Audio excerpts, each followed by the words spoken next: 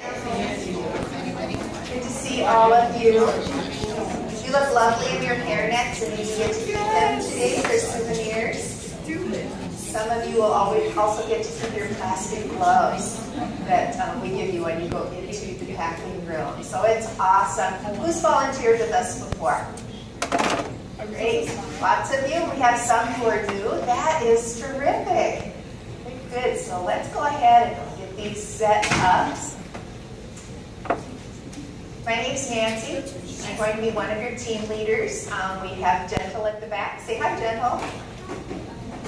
Let's try that again. Hi, Gentle. Okay, very good.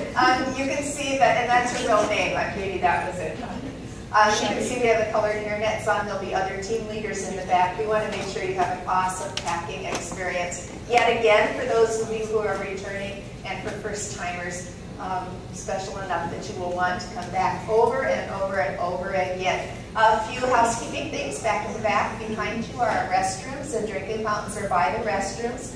You found our marketplace, and you'll have an opportunity to shop when we're all done. To your right and behind you, that's the entry to the packing area. To my left, by the chicken hutch, we have lockers for your purses and things when we get to that time. You all ready to go? Yes. Ready to go? Yeah. Oh, thank you. I'll try not to do that too many times, if that's okay. I'm going to show you the reason that you are here. And this little guy's name is Fender. It's a hard picture to look at. In this picture, he is 4 years old. He weighs 22 pounds. His health is really, really bad. He has malaria. He also has a protein deficiency disease called kwashiorkor. You can look that up if you want. It's very serious. And you can see that his eyes are swollen, but his arms are just a little skinny here. It's a little skinny kid. Doesn't look real happy in that picture, which we find with kids that aren't getting enough to eat. Kids just don't know why no one is feeding them. And in fact, his mom and dad deserted him, and he's being cared for by his grandfather. I want you to notice the look in their eyes. And of course, we're all about happy endings here at Feed My Starving Children, so I will show you a picture of that happy ending. But before we do that, I'd like to tell you a little bit about us. So we have developed 3 food formulas. We'll be packing the Manapak rice here today. We have 2 other kinds of food. They're potato-based. One is for people with digestive illnesses. The other is a weaning food for babies who are starting solid food, really good nutrition for people who are experiencing those 2 parts of their life. The rice product is our original product, and we are so proud of what's in it. So, you know, many organizations will send beans and rice to folks who aren't getting enough to eat, and that's really a good combination. We have been sending also vitamins, micronutrients, 20 of them in our packages. We've been doing that for years and years and years. So we've been cutting edge since we began in 1987. Isn't that good stuff? Isn't that good stuff? Yeah. Thank you. This is like audience participation. Don't let me down. It's like super awkward, okay?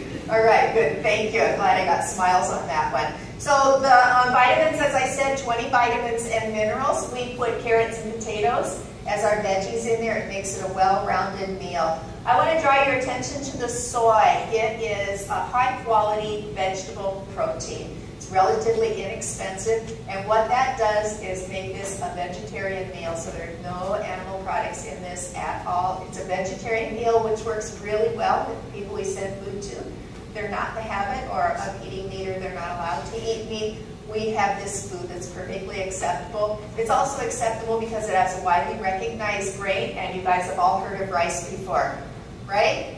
Yes. Okay. The other thing that happens with this food is our folks look in the bags of food, they can see the rice, and they know exactly how to cook the food. So let's practice the order of the food. We're going to generate a little enthusiasm here. I'll let you know in advance. When I point to it, call it out. Are you ready? Yes. Okay.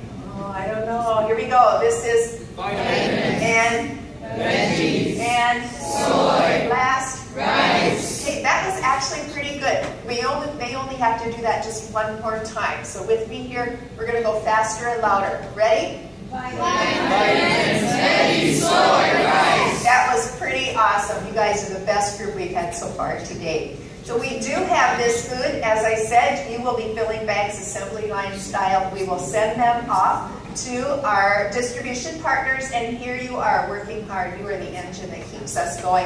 This year we're going to pack 270 million meals. It'll take 1 million volunteers to do that. So we've raised the bar high for you, and we're going to invite you to come back over and over again. Some of you are back for the second time today, which is just great. We love that.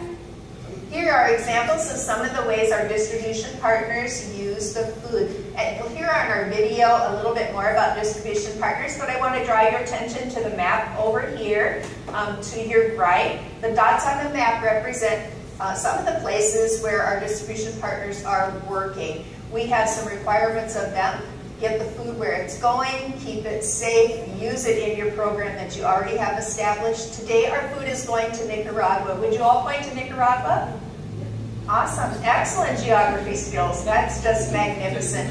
I was in Haiti a couple of years ago and I got to actually hand out boxes of food. The box of food will help sustain a family for a month.